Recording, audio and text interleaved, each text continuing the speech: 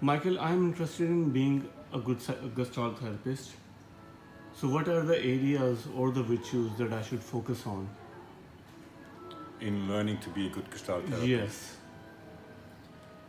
Well, Gestalt is one of the more exciting approaches of psychotherapy that we've had over the last 100 years because it's very alive and spontaneous. It emphasizes the spontaneity of the exchange between the client and the therapist. Yes. So it works better if you can model that, if you're a spontaneous person yourself.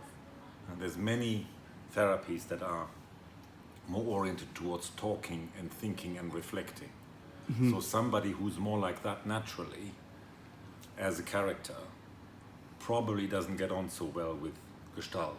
Right. If you're a spontaneous character yourself, if you can be funny and spontaneous and you like that kind of vibrancy, which is an important thing in Gestalt, then that approach probably suits you better. All right. So I should focus on my spontaneity and No, my... I'm saying more the other way around. If you're a spontaneous person, Yeah.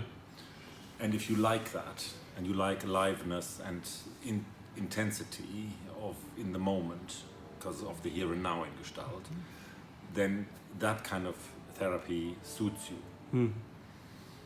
You probably want to be a Gestalt therapist because you have some of that, and you're interested in the contact in the here and now. Yeah.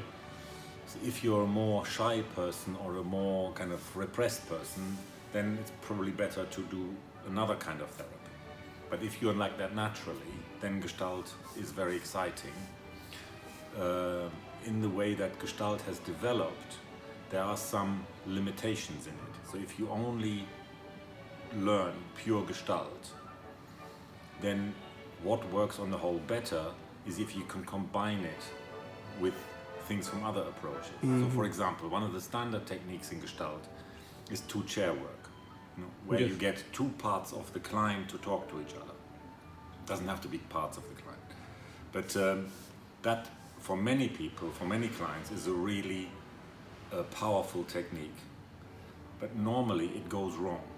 Like when therapists suggest it, they have a clever idea, there's two parts of the client, they are very obvious, then the therapist thinks, well, this obviously is the perfect situation for two-chair work.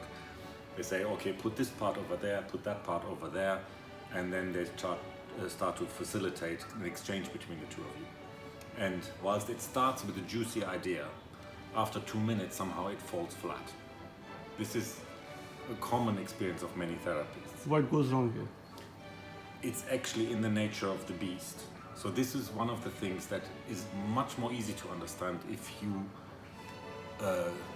complement Gestalt therapy with ideas from other approaches. So for example, body psychotherapy. The parts are anchored in the body. So if you can find where the person naturally feels the part in their body, then you can clock which body expression belongs onto which chair. Yes. So if you combine Gestalt and body psychotherapy, or some knowledge or perception imported from body psychotherapy, that works better.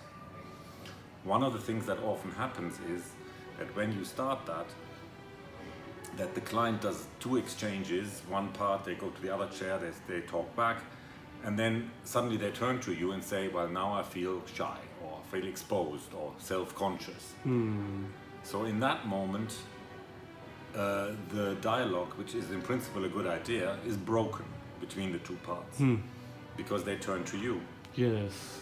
Now at that point, very often, you could say that, you could simply say, the client says, I feel exposed. So immediately the question is, exposed to whom? Who's watching you? So then you want to be able to think about maybe the transference. Yes. That they feel exposed to you watching them.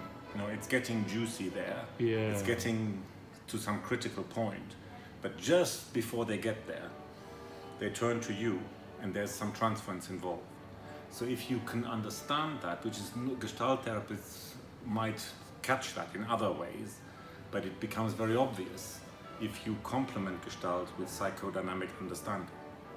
So basically, Gestalt can be made to work more fluently, or that technique, let's say, can be better understood, and what goes wrong with it can be better understood if you complement Gestalt understanding with understanding from other approaches. Right. So the key here is the integration.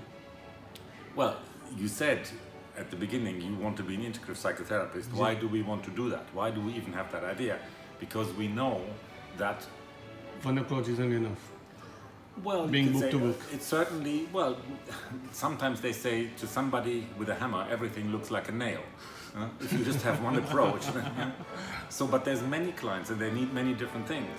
So clearly the idea of integrating many approaches and how they conflict and how they complement each other ideally gives you a sort of synergy between the approaches, which should be able to give you the capacity to be a more effective therapist with one client, but also respond more creatively and appropriately to a wide variety of clients.